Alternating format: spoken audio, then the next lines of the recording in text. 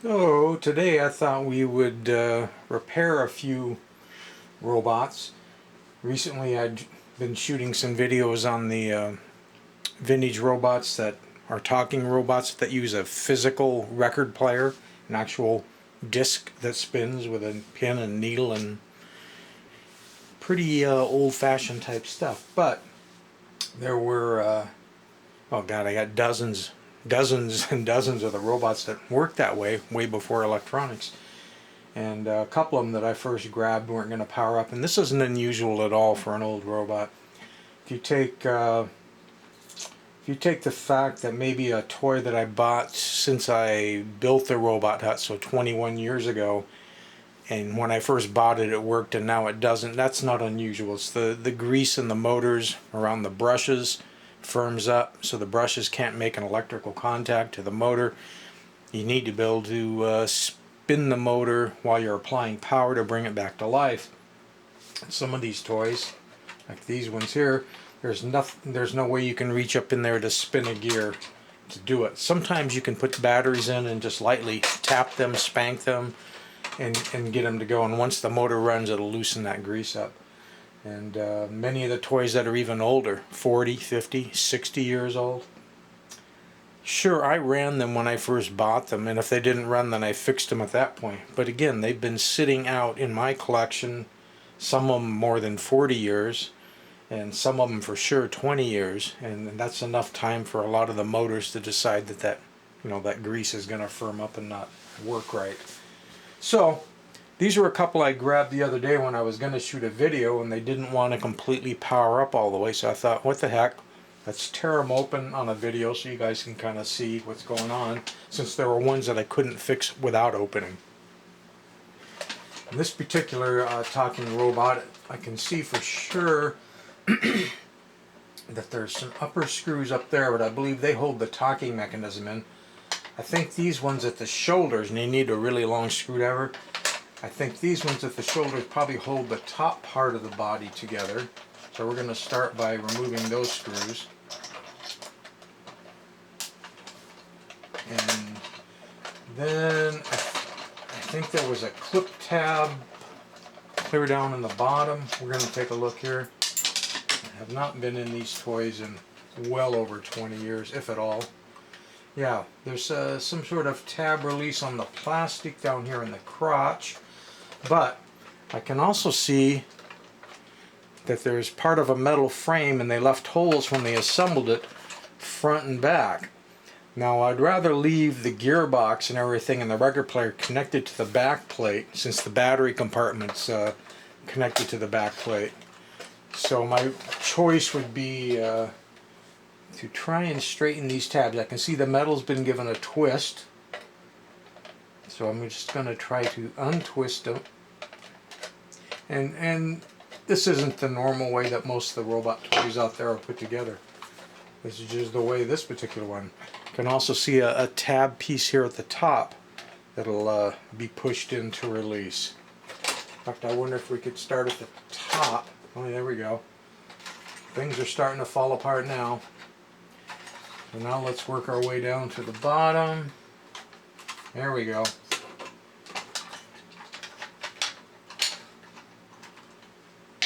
Some arms coming off. So you've got all these separate parts. Your ears, your arms, everything's just slotted, and they just sit in there. All the buttons on the front all went to a same metal plate, so it didn't matter which button you would push in this particular design. It would then push this button on the record player to get the record player going. Let's get these guns out of the way, because they're just going to fall if we don't. This flesh tone record player was held in by a couple more screws in the back, so if we end up needing to release the record player, we can. I can see the motor now, so I can spin this motor by turning this gear. The motor's back there. And generally I like to give the motors just a little dab of oil as well. And if whenever possible, spray the some contact cleaner in on the brushes. So on the motor, there's a shaft piece right here. I can put a little drop of oil, and if I can get into it, I'll get to this side of the motor shaft there. So if we can get that motor running, and it may run right now because I just have spun it by hand, which should have been enough to loosen the grease up. I've got the 2 C-cell batteries in there. Here's the switch on the back.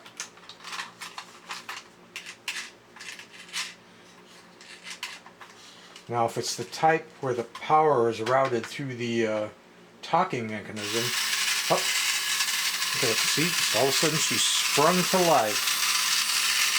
Doesn't sound too bad. It's a good walker. So this should activate the record player, but it's not running. I can see the end of the record player's motor shaft right here, so I'll try and give that a few turns. Some of these, the record player is given power even when the switch is in the off position. I don't know if that's the case with this one. Oh, as long as that bottom motor is running, I should try. I can see a couple of holes on the very top of it.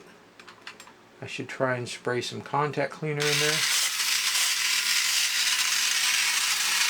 Help loosen that grease up. And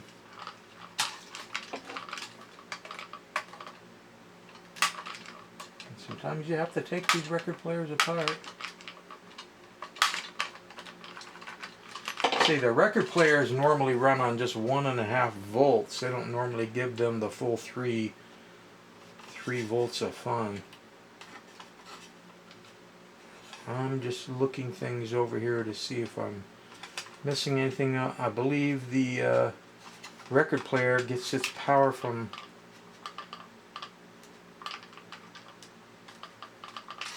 this battery right here.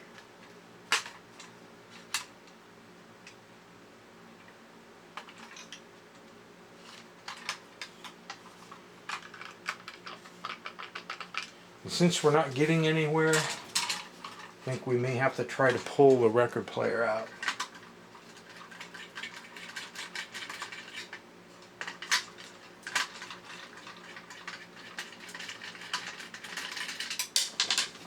Without losing the screws whenever possible.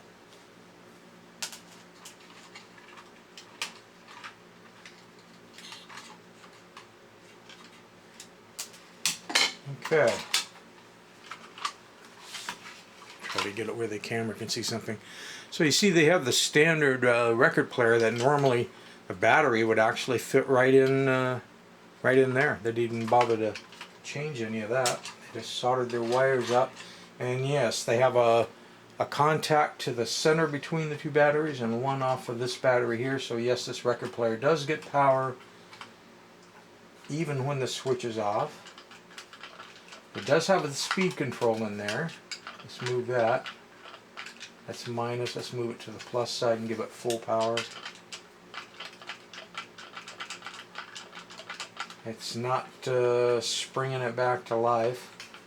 Let's see if we can just get this back hatch off.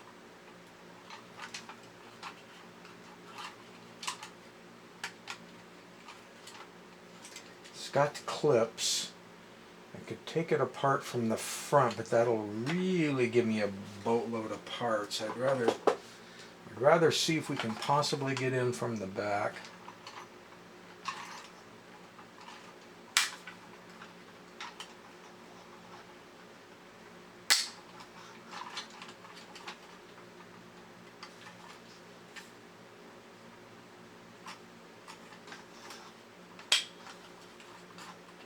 Hang on there. See, that brings the whole record out, and the belt on the motor. Being able to see any of that on the camera? That's the record. The motor's down here, and there's a rubber band type belt going to it.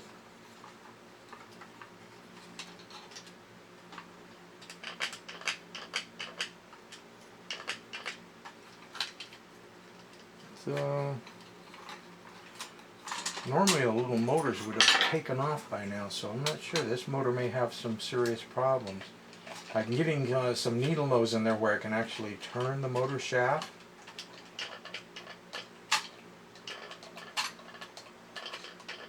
See if I can get it to spring to life.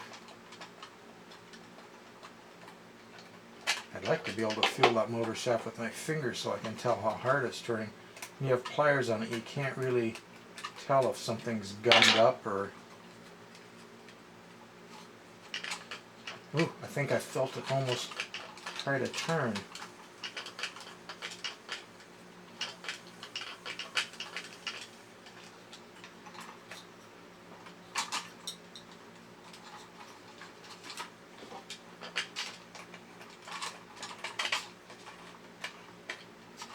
I think I'll try and put a drop of oil on the...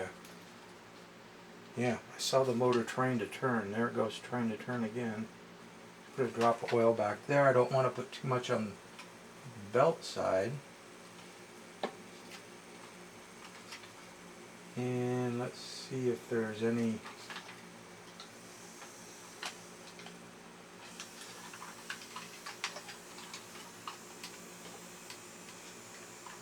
I believe the record is spinning.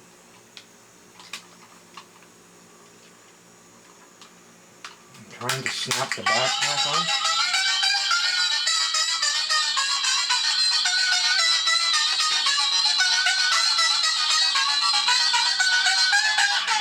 There's a speed control.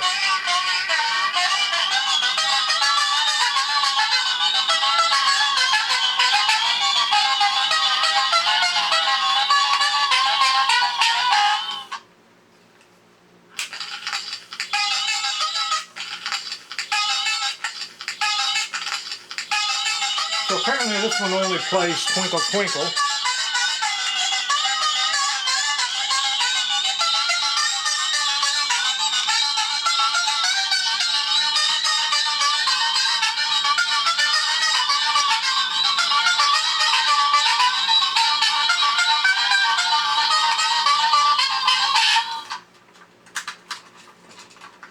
And that was actually the reason that I had picked this robot up, as I hadn't seen another one that played the Twinkle Twinkle. Now, whether someone had modified this through the years and put a Twinkle Twinkle music box in there, I couldn't tell you. I know I've had it a long time, but even though you're not seeing much but the back of my arms, I think that would kind of give you an idea of what's going on in these guys. So normally this is going to sit up like that, so any of those buttons pushed on the front.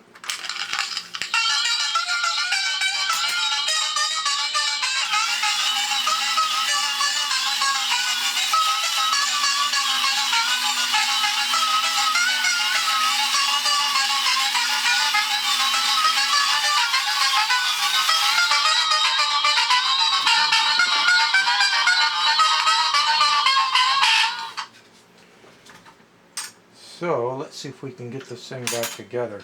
I can see that little flappy metal thing is going to be fighting me. Then I have the arms, the ears. Oh, let's not forget the rockets. Let's see. They went...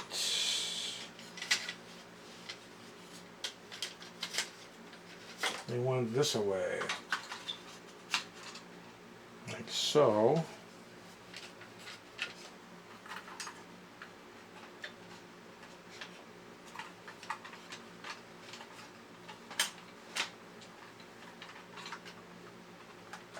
Trying to see if I've got everything somewhat lined up before I get too serious here. A lot of things to hold.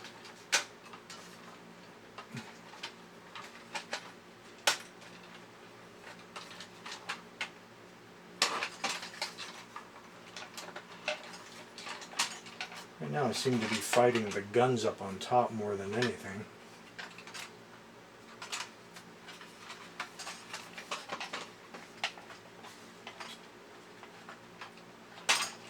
Get the bottom clip in place. try and get those stupid guns lined up.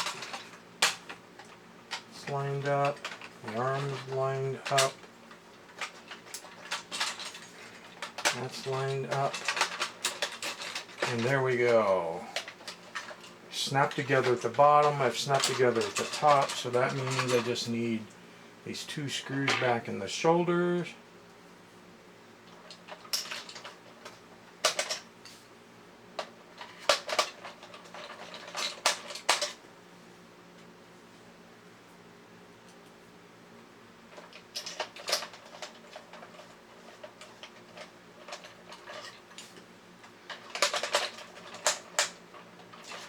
This one didn't have a box, so it could very well have been modified by someone. Let's not forget to turn our little metal frame things back. So, yeah, any one of those buttons.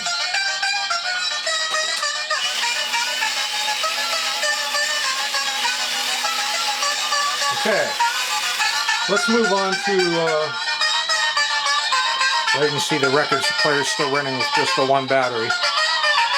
That's typically all these record player ones did run on the single battery. Let's move on to a botched talking robot. So in this case we know everything is definitely legit. And we know that it's going to get messy as we open it up, so let's get these rockets out of here. And everything's going to come apart the same as the last one. You got the tabs on the front, you got the tabs on the bottom. I've got 2 shoulder screws.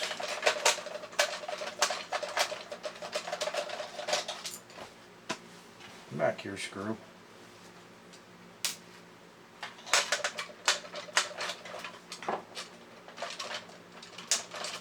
And that one was nice and tight.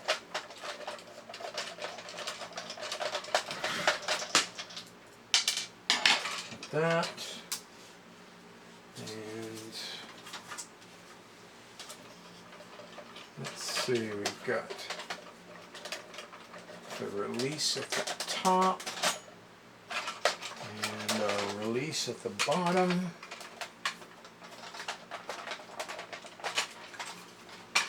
And we can just lift this front away if we're lucky. There we go. Just like the last one. Those parts, let's get the guns out of the way.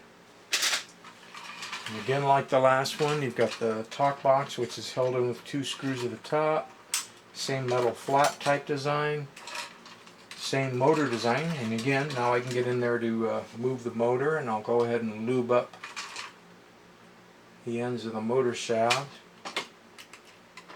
Fortunately, these all have the metal gears too on the motor, so there wasn't any question of the split gear problem that you have in a lot of these toys.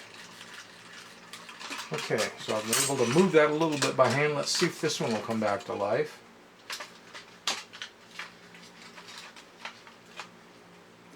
That should be the one that runs the record player. Takes both of them to run the lower robot. Oh yeah, there we go. So we're back walking. Is there any holes on this one? I think I can spray some spray in there. You hear it speed up? As soon as that spray hit it, it's like 25% more power. And we'll want to run it a little bit to make sure that gets going. But now let's get to the record player. Ah, motor's coming to life.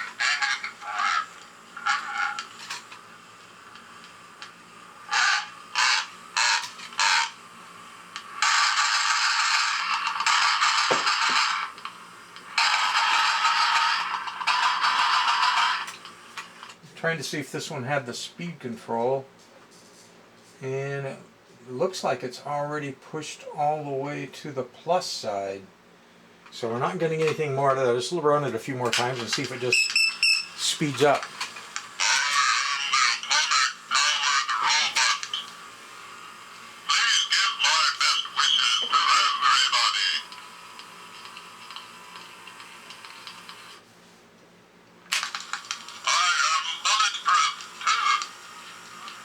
Every time we run it, you notice it's getting a little bit faster. So we've heard on Bulletproof 2 with the ammo, we've heard on the atomic powered robot. Then we got the tone one.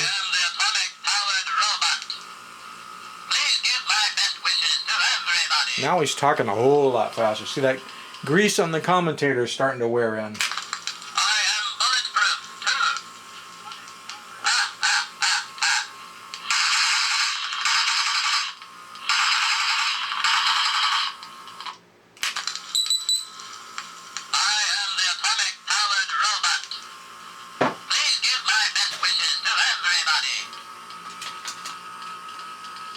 Okay, so get that on there. Let's get the... Just trying to hold all these little parts just sitting in their groove and in place. Can be kind of a pain. Well, what are you going to do? Who are you going to call? Hey.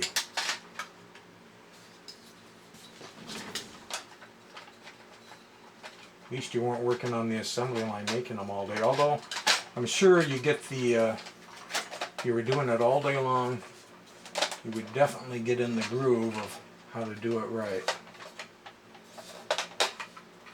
This feels about right. That feels about right. Before I put the screws in, let's see if it's still locking.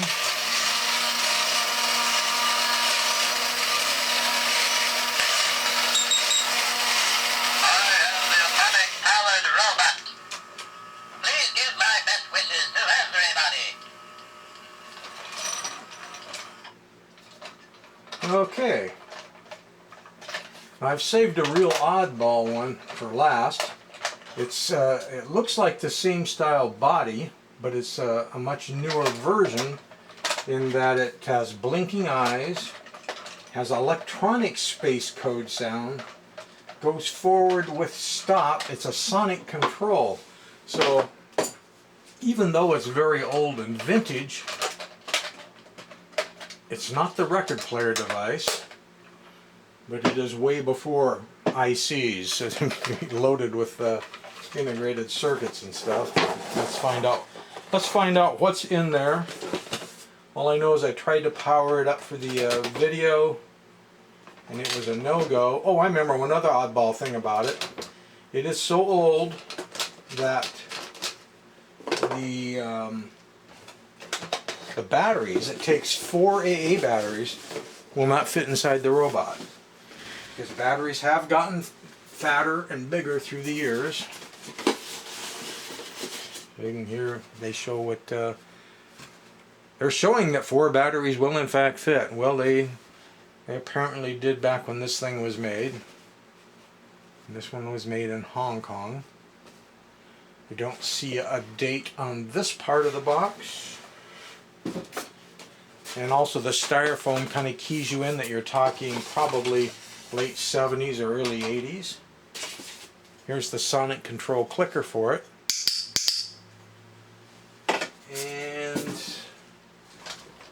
don't need the rockets blasting off into our eyeballs. Let's get those out of the way. So you can see now they have a nice red gel there. Piece of foam in the mouth. That could be where the sonic detector is at. And here we are on the back. Instead of the switch being down here, it's now up on top of the head. And now you can see how they stack the batteries in. But because I know they weren't going to fit, I went ahead and took a hammer to 2 crappy ones that I had to try to make them a little narrower. And I'm going to stick them in there in the hopes that by having hammered 2 of them, maybe we can fit all these batteries in. I don't suggest you hammer your batteries, by the way, but what are you going to do? There we go. I got them in there. There's a real faint sound. So the eyes are blinking. And there's a sound you can almost hear. Hitting the clicker seemed to have turned that off. So there are circuits in there, but I don't hear a motor running. So let's try and let's find out what the deal is. Has it got anything on the front holding together? I hope there's nothing behind there, because I don't want to tear the stickers up just to get this thing apart. In fact, I probably wouldn't. I don't see any screws in those upper ones where the record players used to be, but I do still see screws in the shoulder here.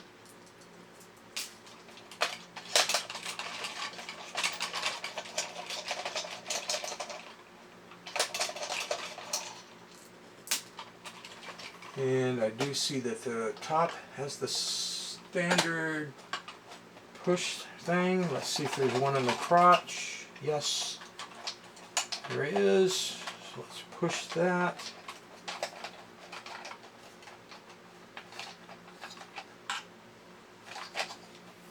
It does seem to be fighting me.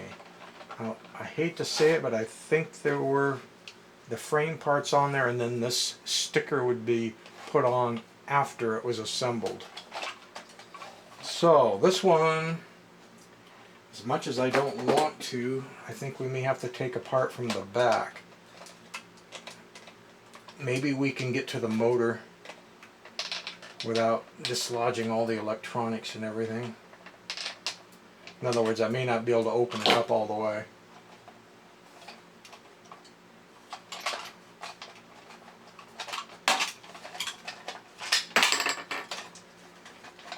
We knew we were going to lose all those bits, right?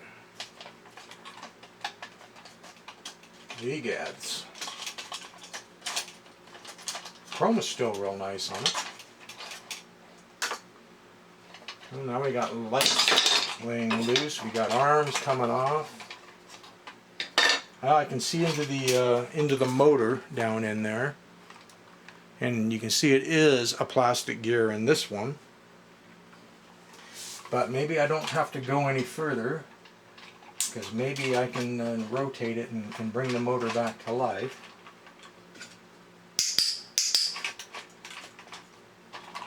Although we don't seem to have any action now.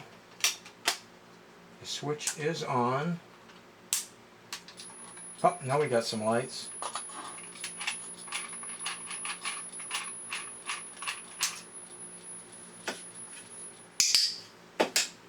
See, I don't know. Ah, there we go. Just by kicking that motor with my hand.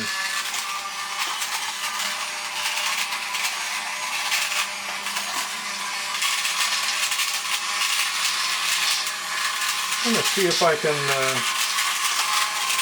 maybe get some spray into that motor. Although I don't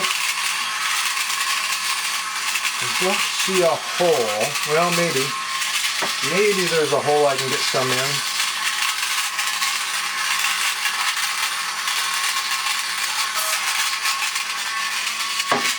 If nothing else, I should be able to lube the ends of the motor shaft. Although it is running better.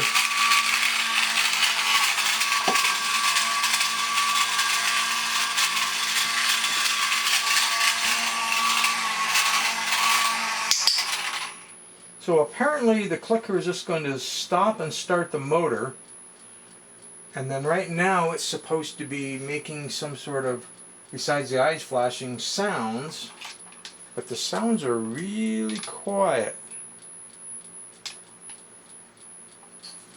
I don't know if you can see that circuit board in there. You see that big circuit board? No integrated circuits, so this is probably 1970s. It's all it's all discrete components. It's a big board, packed, packed with goodness. And the reason it looks like only one eye is blinking is because the other eye light is floating around loose inside there. So I think we'll make sure we get the other eye light back inside the eye.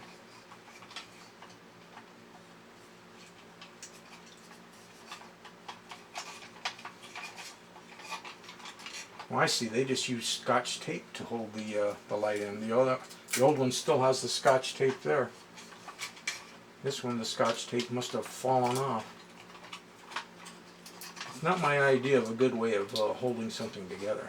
I mean, how long is Scotch tape going to last? Well, I guess they don't care. They build them, they sell them, they expect them to last a few minutes. So in this case, these buttons do nothing. They're not connected to anything in there. There's no switches that they push or anything like that. Okay, there's a piezo sensor, and I don't think that's going to show up in the camera. You're going to have to trust me on this. Dead center, this battery door is really tight. Dead center in the middle of the back of the battery box, there is a little piezo sensor, and that's where the sound was supposed to be coming from. Now, maybe originally it was louder. I don't know. There is a little plastic finger that pushes against it to hold it in place.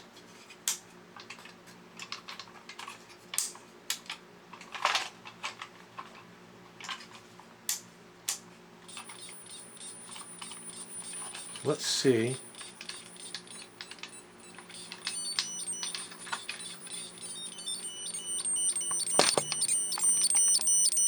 Hear that? It's not much.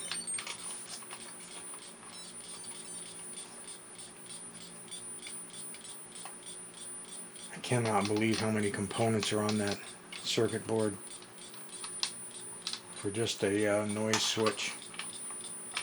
Freaking amazing.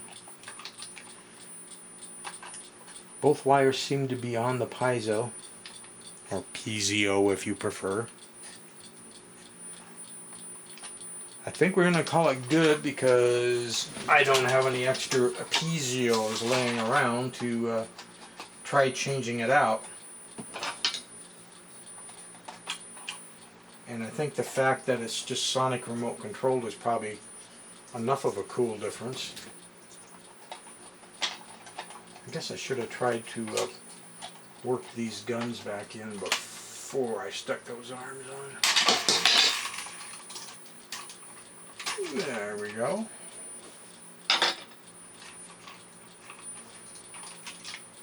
What's just finally pulled free is those motor tabs on the back. Maybe you can get a better view in there now.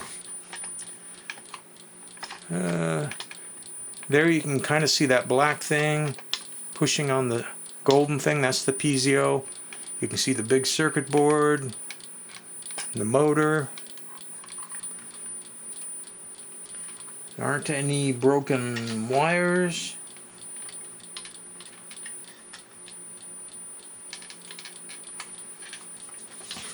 Okay.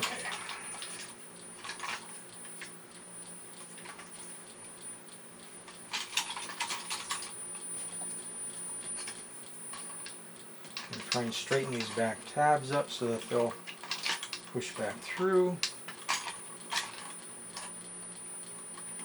Because I can see that that's probably going to be the hardest part of getting this thing to go back together.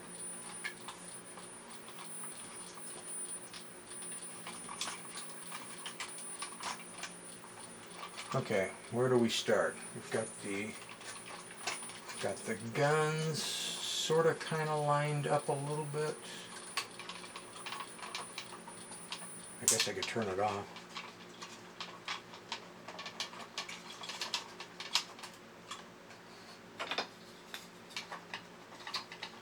See if we can work the arms back in. There's one.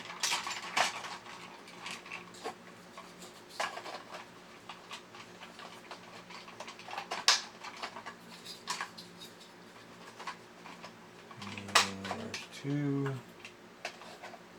Get the ears back in. There's one.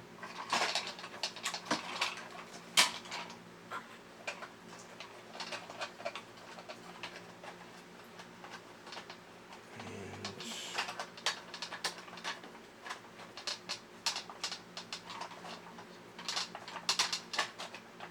there's two. Arms falling out. Get back in there. Please. Thank you. Huh. Quite the little juggling act. But we're well on the way.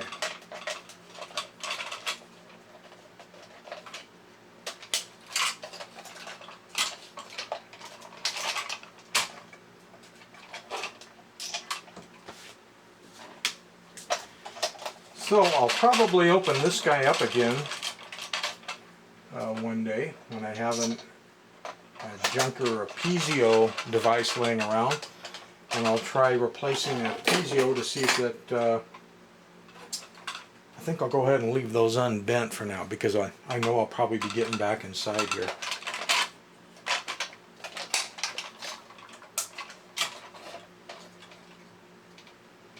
Buttons there. Don't know. The electronics have come back to life yet. We got. I cannot believe how tight that battery latches when it does.